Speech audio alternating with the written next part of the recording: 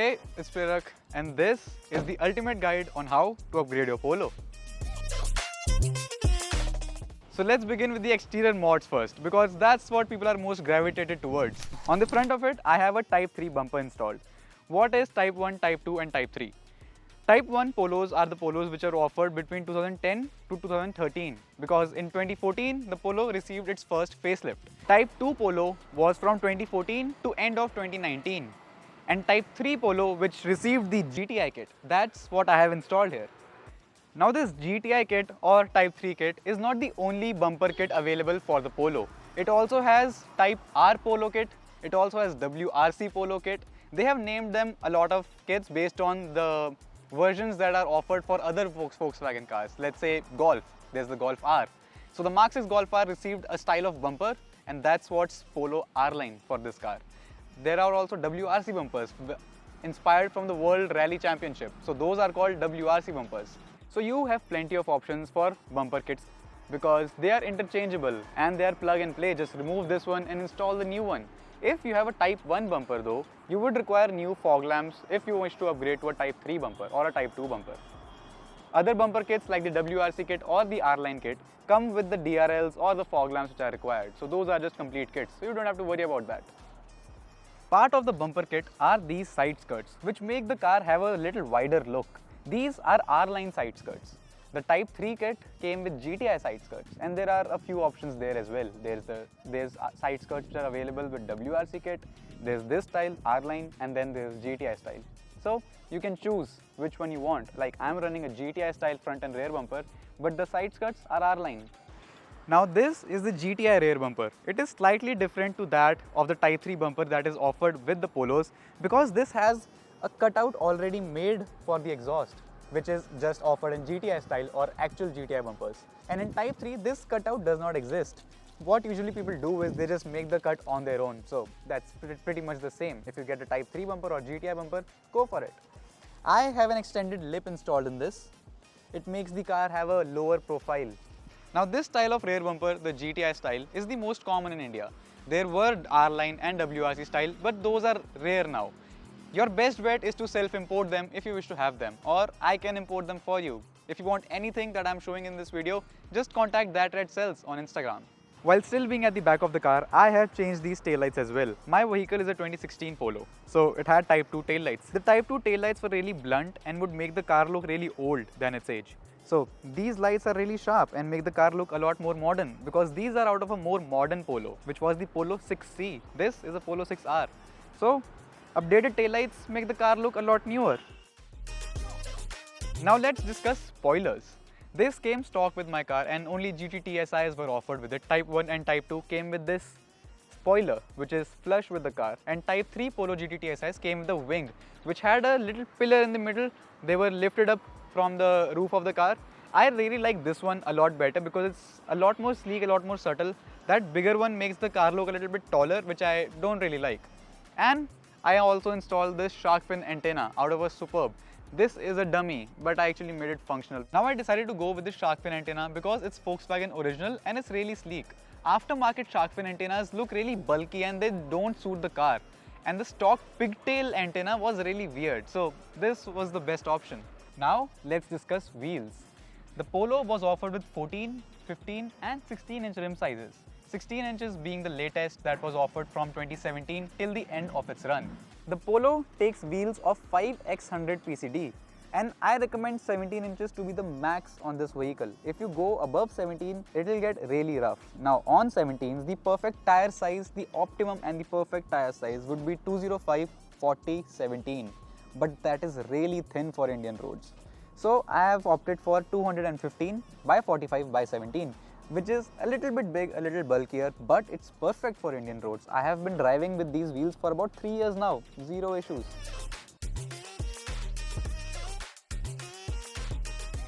As you can notice, the car is also lowered. Now my car is lowered on I-back lowering springs, which are of 30/30 drop, which means the front is dropped by 30 mm and the rear is dropped by 30 mm as well. It also has MTS dampers in it, which are very stiff, and I do not recommend that to anyone. If you are looking for damper upgrade, go for Bilstein B4, and if you are looking to lower your car, go for I-back lowering springs. There are other brands out there as well like iBack, H&R, ST, Cobra, Dr. Nano. There are so many brands, but iBack is the best if you're looking for lowering springs, and Bilstein B4 are the go-to choice if you are looking for upgraded dampers. The stock dampers that are offered with the car are oil filled, which are not very suitable if you are looking to lower your vehicle because they will leak right away. So you have to go for gas dampers. Now the MTS dampers that I am running are gas filled, but they are very stiff, as I said. So Bilstein B4 is a good balance between stiffness and comfort, and they are gas filled, so they are good for your lowered vehicle as well. Even with Bilstein, there are a few models: B4, B6, B8, B12 and so on. B4 being the lightest and the most daily drivable. So those are the ones that I recommend. Let's talk about headlights now. I am running stock headlights because I wish to go for GTI headlights and they are very expensive. So it's a while before I go for them. But there are a lot of aftermarket options if you are looking for a headlight upgrade. Like there are W style headlights, there's Audi style headlights, there's the latest Polo style headlights.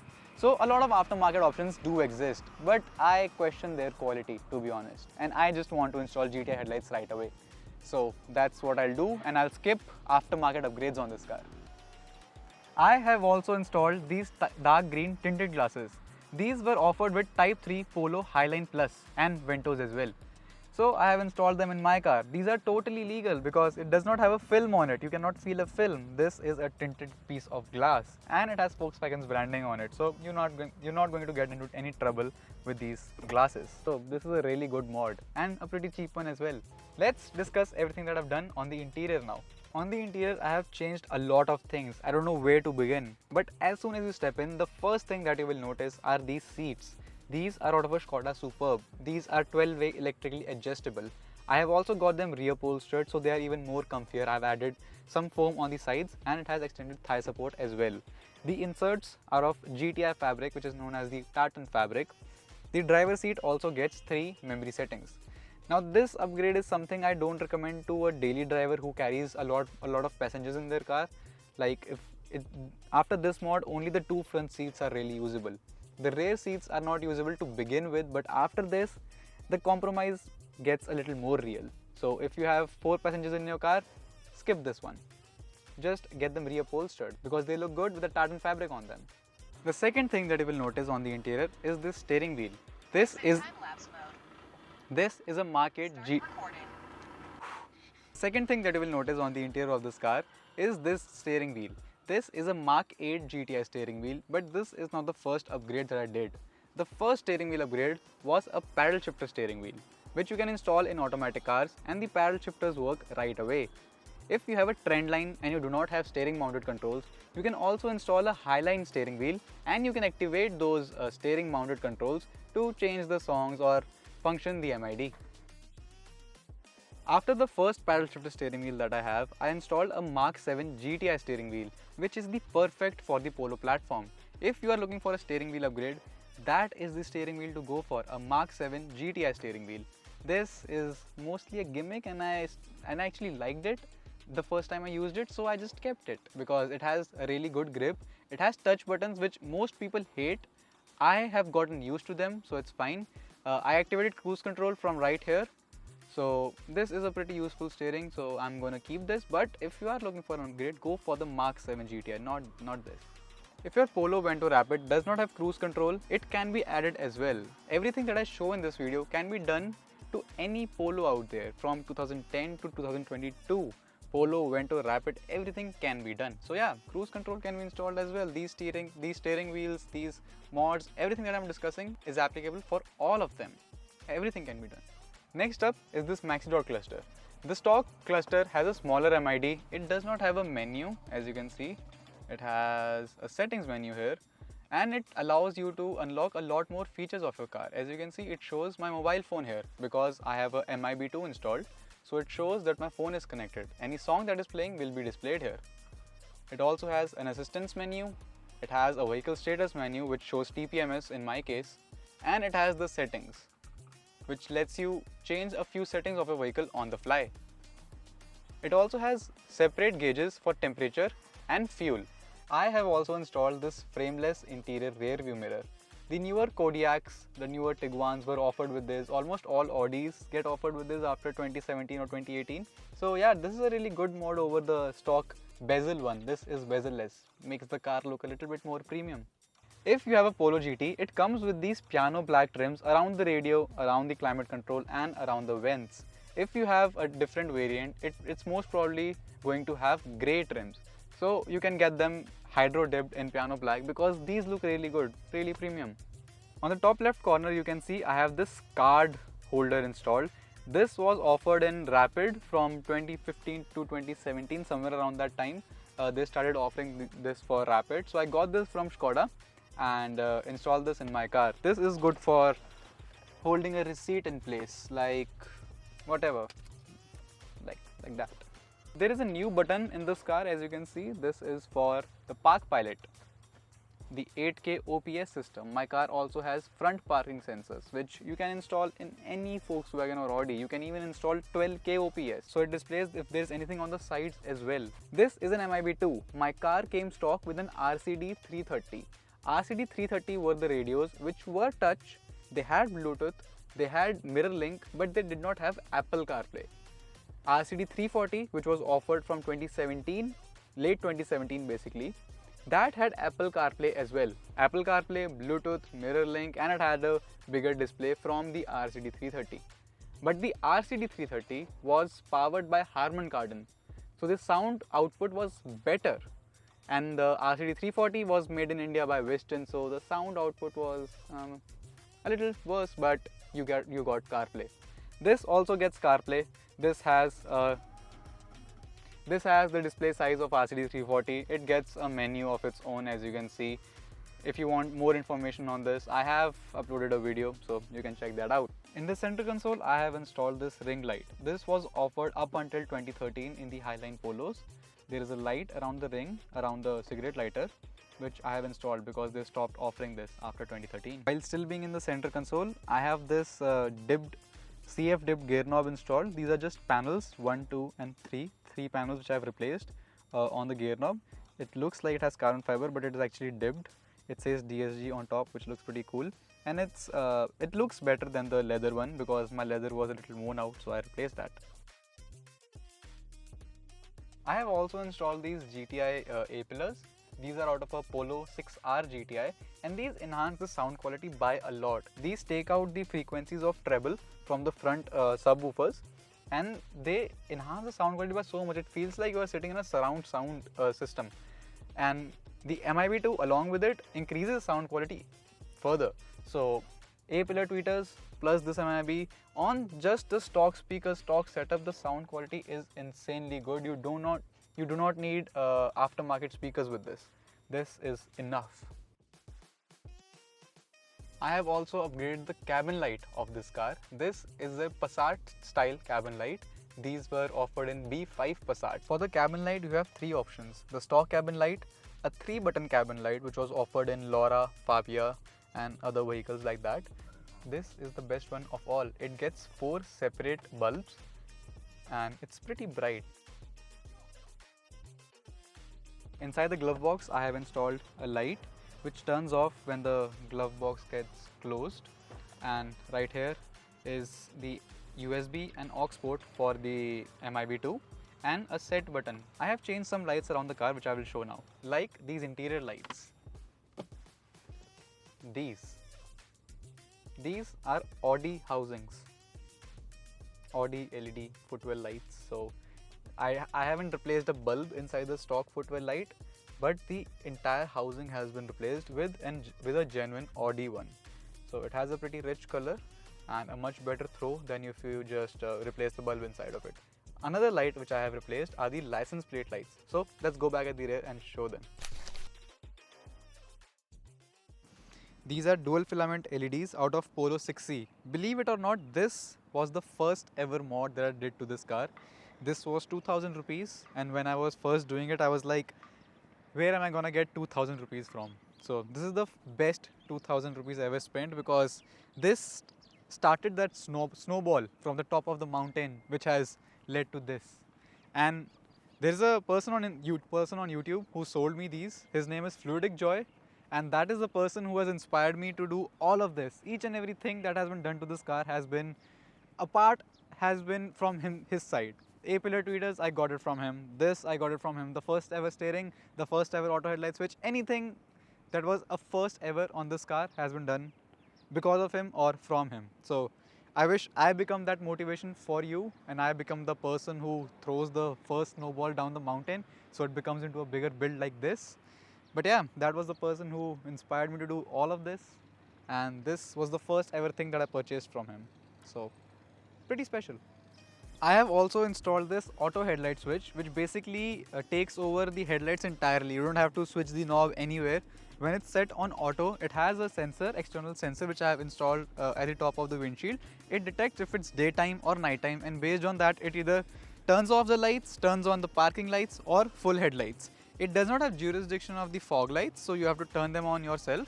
Also, when it's nighttime and you unlock the car, it turns on the headlights as part of its leaving home or coming home feature.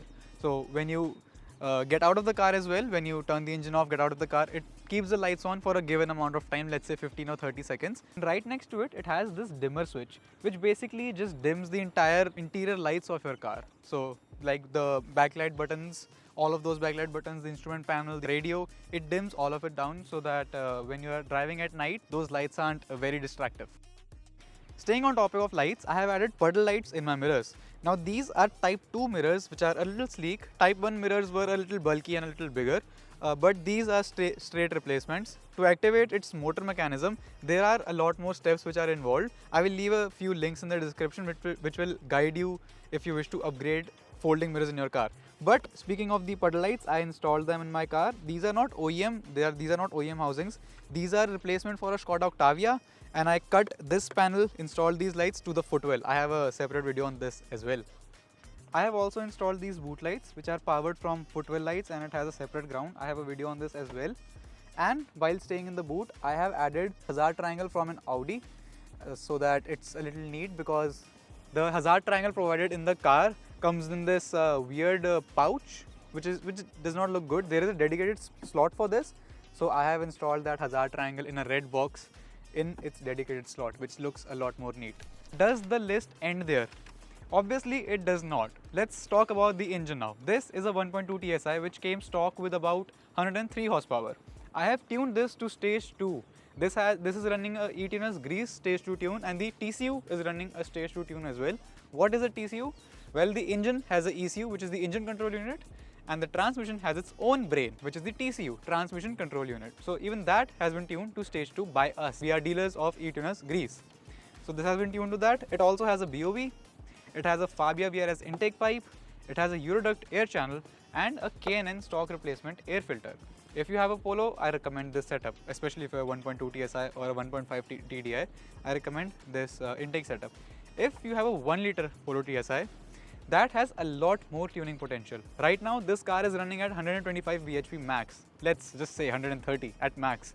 But with a Polo at a stage 2 tune, you are looking at about 140 horsepower, and that has a good potential with a stage 3 tune as well. And its BOV sounds louder as well. It has a lot more possibility with the power that you can take from it. You can upgrade the intercooler, you can upgrade intercooler piping, the stage 3 setup. So I feel like the 1 liter TSI is a much better engine than the 1.2 TSI. But the 1 liter does have 3 cylinders, so you lack a bit of refinement, but you get a lot more punch out of it. To tune your car to stage 2, you require a DCAT downpipe, and rest of the exhaust system should be made custom. I am running a Blackworks DCAT downpipe, rest of the exhaust system has been custom made, and I'm running a muffler at the very end. So the noise is moderate, it's not very high, it's not very low. While you hear this car, you can tell that yeah, there has been some stuff done to it exhaust wise, but it's not obnoxiously loud. It's city friendly, it's daily drivable. Let's talk a little bit more about the engines. The Polo was offered with TDI, TSI and MPI engines. TDI means it was turbo diesel, TSI means it was a turbo petrol, and MPI means multi-point fuel injection, which basically means it is an NA engine, NA being naturally aspirated without a turbo, so a little less power. If you have a 1.6 MPI Polo, I would say that is the best MPI to get. If you have TSI, I mean TSIs are pretty good. It was just 1.2 TSI or the 1 liter TSI. The 1.5 TSI didn't actually make it to the Polo, unfortunately. The newer Virtus and Slavias do have 1.5 TSI, which are pretty tuner friendly. So leaving the 1 liter TSI and the 1.2 TSI, Should you tune or upgrade your MPI engines? As I said, if you have a 1.6 MPI, then it is a great engine already. If you wish to tune it, that's good, but that is the only MPI engine you should consider upgrading. Now for TDI engines, if you have a 1.2 TDI, I would say skip upgrading it, don't do too much to it. But if you have a 1.6 TDI or a 1.5 TDI, those are very tuner friendly, and even a stage 2 or a stage 3 tune can just unlock so much potential, because this is a very light car and those engines can push massive amounts of torque, so those are worth upgrading. 1.2 TDI on the other hand is a 3-cylinder, so skip that one, don't do too much to it. Coming back to TSIs, 1.2 TSI, 1 liter TSI, we have discussed those already. What exactly do I mean when I say upgrade the engine? What I mean is you can change a few parts of it to enhance the power.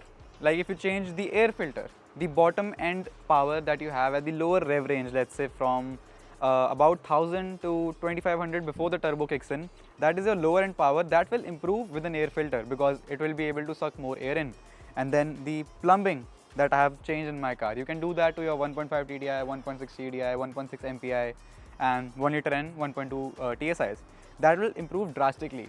But if you have a 1 liter MPI, 1.2 MPI, 1.2 TDI, those smaller engines, either 3-cylinder or smaller MPI engines, those won't fetch too much power. So I don't recommend doing much to them.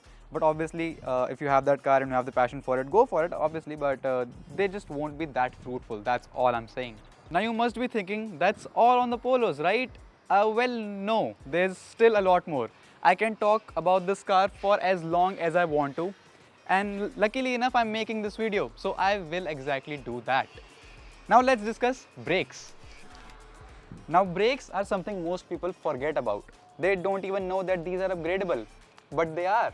Now regardless of the Polo that you have, these have 256 mm brakes, that is the disc size. The calipers do vary. The first gen Polos till 2013 had ATE FS3 brake calipers, which were pretty good with their quality. And after that, unfortunately, they started to cut costs. So what they did was they gave us a TVS caliper, which is not very good with its quality. If you own a Polo, you know the brake bite is not really good. So if you are looking for an upgrade, you can go for GTI brakes. What do I mean by that? Well, the Polo 6R GTI got 288 mm brake rotor size with an ATE caliper and ATE carrier. That is pretty good with its quality. So if you have a 15-inch rim, the maximum size that you can go for is 288 mm. If you have a 16-inch rim, you can go for the 312 mm brakes.